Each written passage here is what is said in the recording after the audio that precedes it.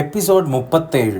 ഇന്ന് എപ്പിസോഡ് തുടങ്ങിയ അപ്പം തന്നെ എന്ന് പറഞ്ഞു കഴിഞ്ഞാൽ കിച്ചണിൽ പുകഞ്ഞു തുടങ്ങി. അതായത് ജിസൽ വരികയും കിച്ചണിൽ ഒരുപാട് പണികൾ പെൻഡിങ് ആയി വെച്ചിട്ട് കിച്ചൺ ടീമിലുള്ള ആൾക്കാർ ഉറങ്ങാൻ കിടന്നിരിക്കുകയാണ്. അതുകൊണ്ട് അവിടെ ഭയങ്കര വൃത്തികേടായിട്ടായിരുന്നു ഉണ്ടായിരുന്നത്. അതെന്താ വെച്ചാൽ മസ്താനി ചെയ്യേണ്ട ഡ്യൂട്ടിയാണ്, അതൊന്നും തന്നെ മസ്താനി ചെയ്തിട്ടില്ല.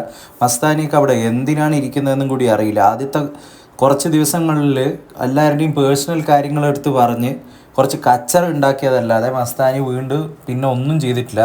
ഇപ്പോൾ ആൾക്കാരൊക്കെ കാണുമ്പോൾ ഒരുവിധം പേടിച്ച് ഓടുന്നതായിട്ടാണ് കാണുന്നത്.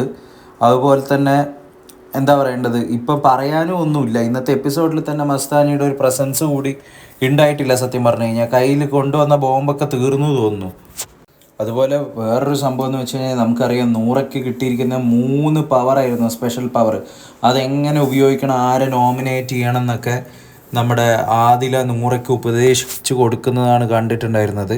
അതുപോലെ നൂറ ചെയ്തൊരു കാര്യം എന്ന് പറഞ്ഞു കഴിഞ്ഞാൽ ആര്യൻ വേസ്റ്റ് പ്ലെയർ ഒരു ബുദ്ധിയും വിവരമില്ലാതെ ഗെയിമിൽ എന്തൊക്കെയൊക്കെയോ ബിഗ് ബോസ് ഹൗസിലിരുന്ന് പ്രവർത്തിക്കുന്നതായിട്ടാണ് എനിക്ക് തോന്നിയിട്ടുള്ളത്. ആ ആര്യനെ ഡയറക്റ്റ്ലി നോമിനേറ്റ് ചെയ്യുകയാണ് ചെയ്തത്.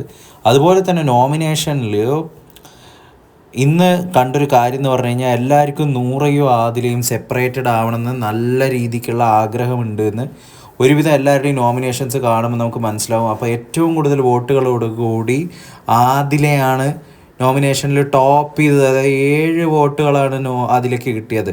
അതായത് ആദിലയും നൂറയും സെപ്പറേറ്റ് ആയിട്ട് കളിക്കണം എന്ന് ബിഗ് ബോസ് പറഞ്ഞു. അവർ വീണ്ടും ചർച്ചകൾ ചെയ്യുന്നു. അവർ അങ്ങനെയൊക്കെ പറഞ്ഞിട്ടൊക്കെയാണ് നോമിനേഷൻ. അത് എത്ര വലിയ ബ്ലണ്ടറാണെന്നൊന്ന് ആലോചിച്ച് നോക്കിയാൽ മതി.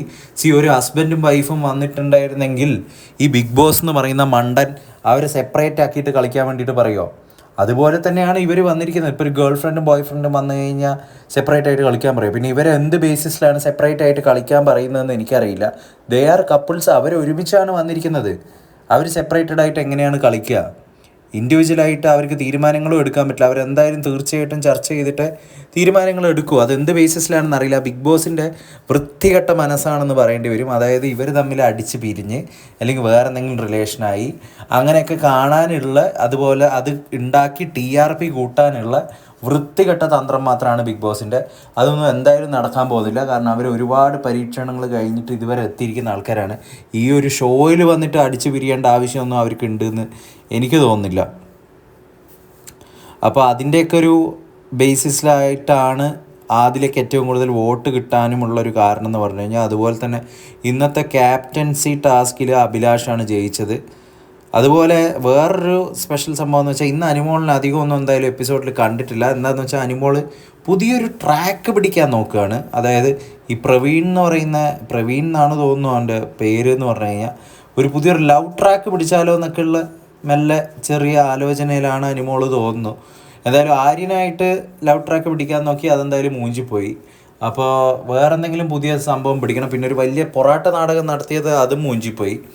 അപ്പോൾ എന്തെങ്കിലും പുതിയതായിട്ട് ചെയ്യണം എന്ന് വിചാരിച്ചിട്ടാണ് തോന്നുന്നു അനുമോൾ പുതിയൊരു ലവ് ട്രാക്കിലോട്ടേക്ക് കടന്നാലോ എന്ന് വിചാരിക്കുന്നുണ്ട്. അത് മിക്കവാറും ഫെയിലിയർ ആയിരിക്കും അടുത്ത് തന്നെ. അതുപോലെ ഇന്ന് അനീഷ് എന്തിനാണ് അടിയുണ്ടാക്കിയതെന്ന് എനിക്ക് തന്നെ മനസ്സിലായിട്ടില്ല. അതായത് സുക്രൂട്ടെന്ന് വിളിച്ചു എന്ന് പറഞ്ഞിട്ട് കുറേ നേരം അടിയുണ്ടാക്കുന്നുണ്ടായിരുന്നു. അതെന്തിനാണെന്ന് തന്നെ അറിയില്ല. ഇത്രയും ബാലിശമായിട്ടുള്ള കാര്യങ്ങളൊക്കെ അനീഷ് എടുത്തിട്ട് വർത്താനം പറയുന്നത് വെറുതെ, പ്രത്യേകിച്ച് ഒരു കാര്യമില്ല. അനീഷിന് തന്നെയാണ് അതിനെ കൊണ്ടുള്ള നെഗറ്റീവ്സ് ഉണ്ടാകാൻ പോകുന്നത്. അതിനുശേഷം എന്ന് പറഞ്ഞു കഴിഞ്ഞാൽ അനീഷ് ഉണ്ടാക്കിയ വേറൊരു അടി എന്ന് പറഞ്ഞു കഴിഞ്ഞാൽ അനീഷിൻ്റെ ബെഡിൻ്റെ മുകളിൽ അനീഷിൻ്റെ പേരൊട്ടിച്ചത് ആരോ ഇളക്കിക്കളഞ്ഞു എന്ന് പറഞ്ഞിട്ട് അതും വലിയ കച്ചറ ഉണ്ടാക്കുന്നുണ്ടായിരുന്നു. അപ്പോൾ അതൊക്കെയാണ് ഇന്ന് നടന്നിരിക്കുന്ന മെയിനായിട്ടുള്ള സംഭവം എന്ന് വെച്ച് കഴിഞ്ഞാൽ. വലിയ കാര്യമായിട്ടുള്ള സംഭവങ്ങളൊന്നും നടന്നിട്ടില്ല. നോമിനേഷൻ ഉണ്ടായിട്ടുണ്ട്. മിക്കവാറും 1-2 ആൾക്കാർ ഈ ആഴ്ച പോകും. എൻ്റെ ഒരു